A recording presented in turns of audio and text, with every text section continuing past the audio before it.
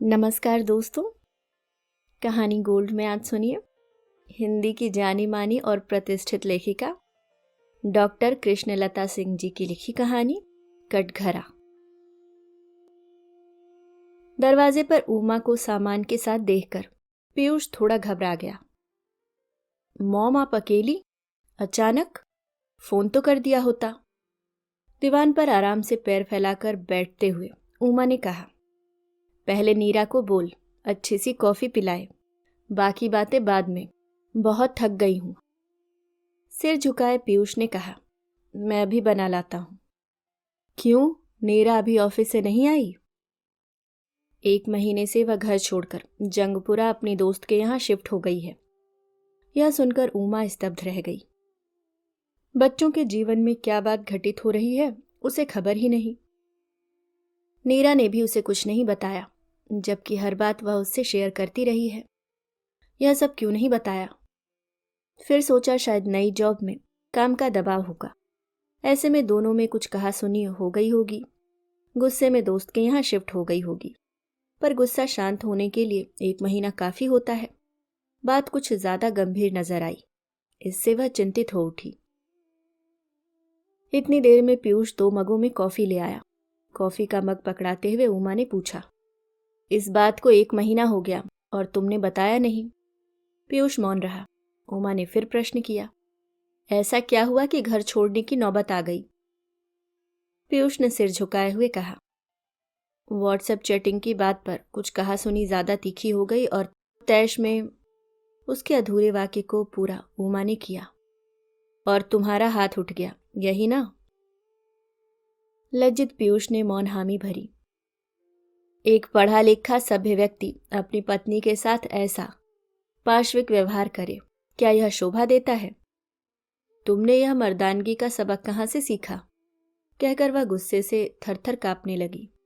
अचंभित पीयूष ने पूछा, यह आप पूछ रही हैं? हाँ, मैं पूछ रही हूं, तुझ जैसे नालायक बेटे की मां होने के नाते। कुछ तुर्श स्वर में पीयूष ने कहा, मां आप स्मृति लोप का शिकार हैं या जानबूझकर अनजान बन रही हैं। औरत पर हाथ उठाने का पहला सबक तो मैंने घर में ही सीखा था। औरत पर उठने वाला पहला हाथ मेरे डैड का था और वह औरत आप थी। आप शायद भूल गई हैं। उमा का सारा शरीर सुन्न हो गया, जैसे लकवा मार गया हो। विस्फारित नेत्रों से उसे ताकती रही। दिल में आया, जड़ दूं 2-4 थप्पड़ इस बेहया लड़के के मुंह पर, लेकिन हिम्मत नहीं जुटा पाई। पीयूष ने उसके घावों के वे टाके बड़ी बेरहमी से खोल दिए थे, जिन्हें सिलने में उसे 30 बरस से ज्यादा का समय लगा था। वह भूली कुछ भी नहीं थी, बस उस कटु सत्य को भुलाने का छलावा करती रही अपने आप से। जब भी लहूलुहान आत्मा ने चित्कार किया, उसने उसे ममता की बेड़ियां पहना दी। उसे याद आ गई वह काली रात। इतवार का दिन था।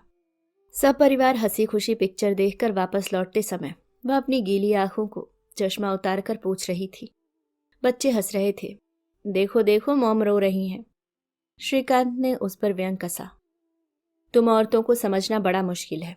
इधर तुम टेसुएं बहा रही हो, उधर शबाना आजमी एक बच्चे को अपनाने के लिए पूरी पिक्चर में गंगा जमुना बहाती रही। बाद में खुद ही बच्चे को अपनाया। पहले ही अपना लेती तो क्या घिस जाता उसका? बोलो भाई। उमा ने संजीदगी से जवाब दिया था, श्री, इतना आसान नहीं होता है अपने जीवन साथी की बेवफाई को माफ करना। अरे वे दोनों कॉलेज के जमाने के दोस्त थे, इतने सालों बाद मिले तो भावनाओं में बहक गए। फिर वह बेचारी तो मर भी गई। फिर इतना बड़ा इशू बनाने का मतलब? मुझे तो ऐसी औरतें सिरफिरी लगती हैं। उमा ने प्रतिरोध किया, वह सिरफिरी नहीं होती हैं। विवाहित जीवन की बुनियाद विश्वास के टूटने और बिखरने का दर्द होता है। बेवफाई को रफ्फू करने में कुछ वक्त तो लगता है ना श्री।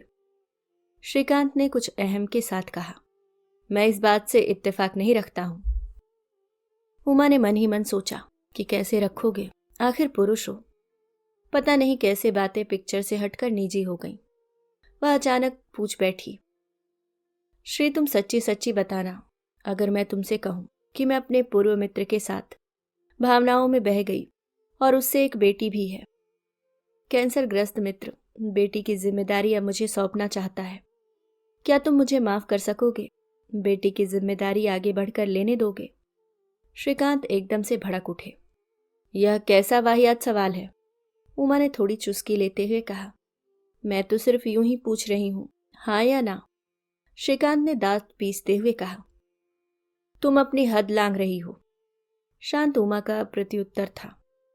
इसमें हद लांघने वाली बात कहाँ से आ गई? मैं तो एक प्रश्न का उत्तर मांग रही हूं। मेरे ख्याल से एक सा गुनाह करने पर माफी और सजा एक जैसी मिलनी चाहिए। न्याय तो यही कहता है।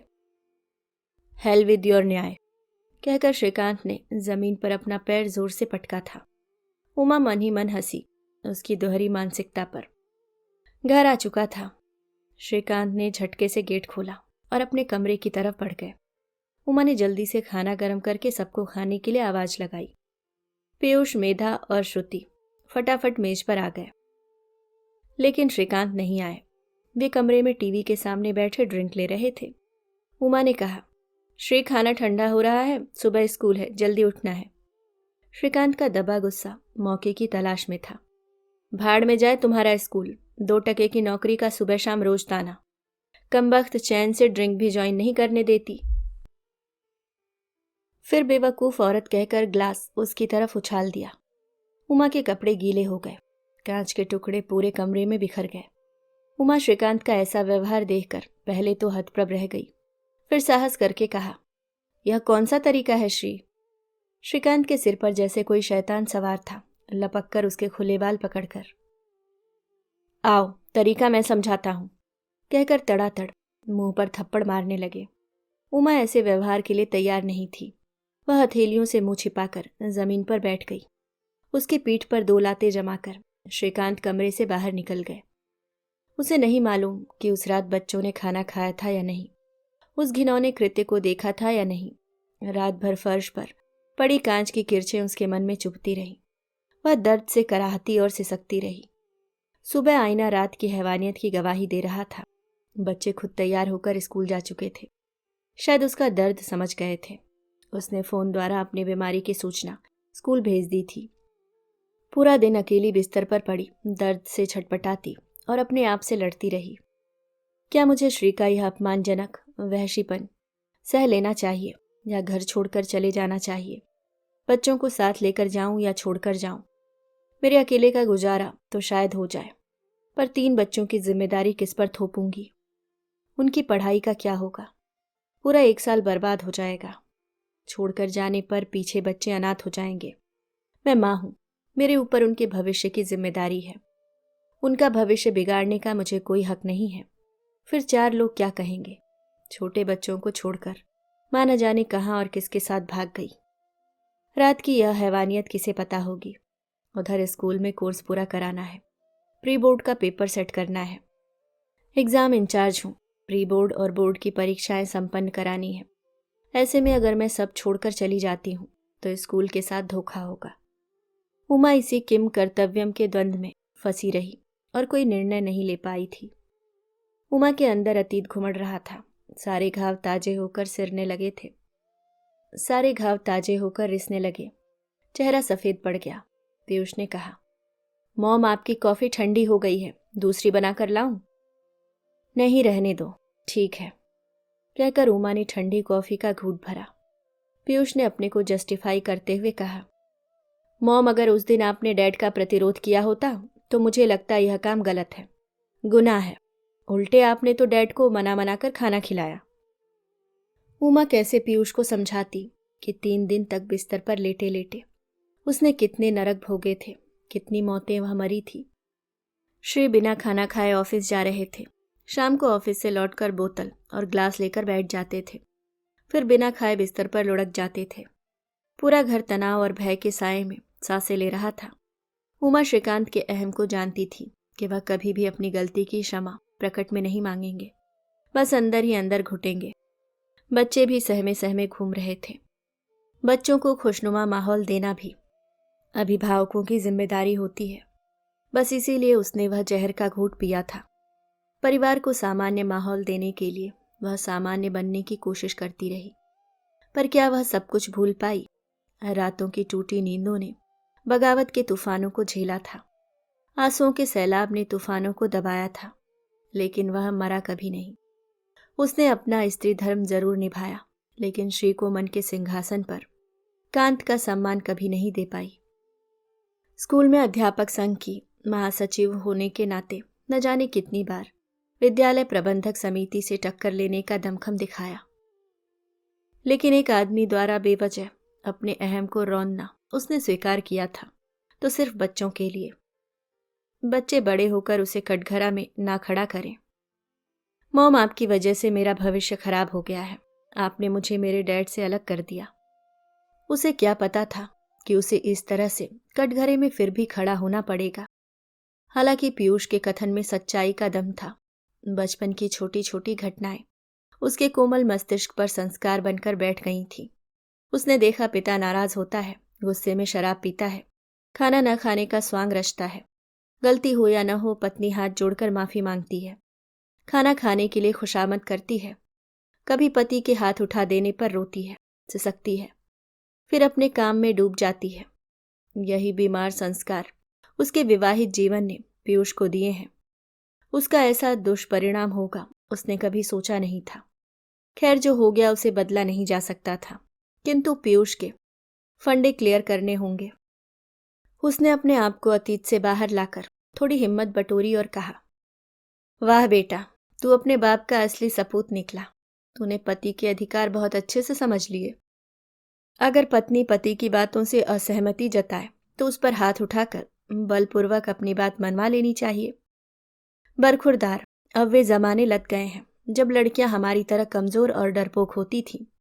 4 लोग क्या कहेंगे इसकी परवाह करना अब उन्होंने छोड़ दिया है। न ही हमारी तरह ममता की बेड़ियां पहनी हैं।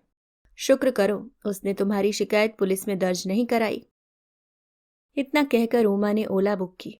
पीयूष ने पूछा, मॉम, आप कहाँ जा रही हैं? सामान उठाते हुए उसने कहा, अब और किसी कटघरे में खड़ी होने की हिम्मत नहीं है। मैं जा रही हूं नीरा के पास, उसे शाबाशी देने। मैं जिस ग्लानि के साथ जी रही थी, मेरी बहू ने उससे मुक्ति पा ली है। अभी आप सुन रहे थे एक बहुत ही खूबसूरत कहानी जो लिखी है डॉक्टर कृष्णलता सिंह जी ने। उम्मीद करती हूँ दोस्तों कहानी आपको पसंद आई होगी। आपको कहानी पसंद आई तो चैनल को लाइक करें और सब्सक्राइब करें। Bye bye.